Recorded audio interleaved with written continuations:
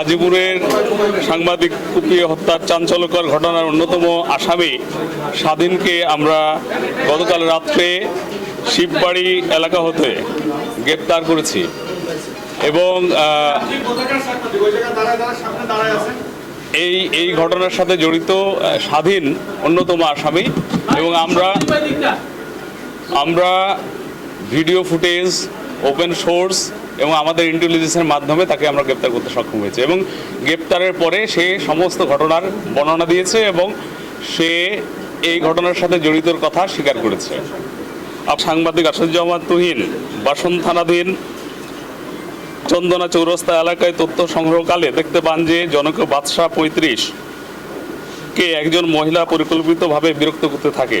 এক পর্যায়ে বাদশাহ বিরক্ত হয়ে উক্ত মহিলার প্রতি ক্ষিপ্ত হলে পূর্ব হতে উৎপেতে থাকা স্বাধীন সহ অজ্ঞাতনামা খুনিরা জনক বাদশাহকে এলোপাথাড়ে কোপাতে থাকে।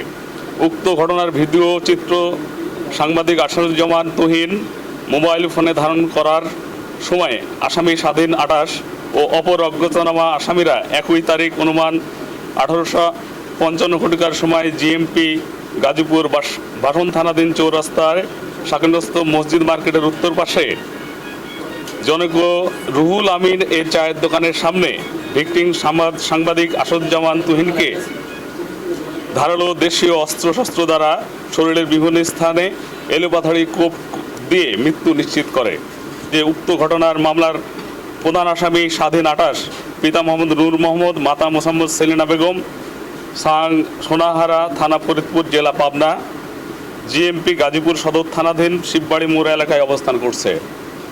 উক্ত সংবাদের ভিত্তিতে র্যাব 1 সিপিএসসি গাজীপুরের আভিযানিক দল সঙ্গীয় অফিসার ও ফোর্সের সহায়তায় জিএমপি গাজীপুর সদর থানাধীন শিববাড়ি মোড় এলাকার অভিযান চালিয়ে আসামি স্বাধীনকে গত 8 আগস্ট 25 তারিখ 2025 রাত্রে গ্রেপ্তার করতে সক্ষম হয়। স্বাধীনকে জিজ্ঞাসাবাদে উক্ত হত্যাকাণ্ডের ঘটনার সাথে জড়িত থাকার কথা সে স্বীকার করেছে। স্বাধীন সেটা গ্রুপের সাথে জড়িত, সেই গ্রুপের অন্যান্য মেম্বারদের সহায়তায় সে এখানে গিয়েছে এবং সেই আপনারা ভিডিও যে দেখেছেন সে তার প্রকাশ্য অবস্থানটা আপনারা নিজেরাই দেখেছেন। আপনাদের সোর্স আমাদের সোর্স সবাই এটা নিশ্চিত করেছেন। কেন হত্যা করছে এজাহারে যতটুকু আমরা পেয়েছি, এখন আসামিরা নিজেদেরকে পার পাওয়ার জন্য অনেক কথাই বলবে, এটা তদন্ত সাপেক্ষ বিষয় এবং তদন্তের সাথে আমরা মনে হয় একটু সময় নিয়ে আপনাদেরকে জানালে ভালো হয় এবং কোনো ব্যক্তিগত কোনো আসামির সে নিজের কোনো মতবাদ এটার সাথে জড়িত থাকার কথা না।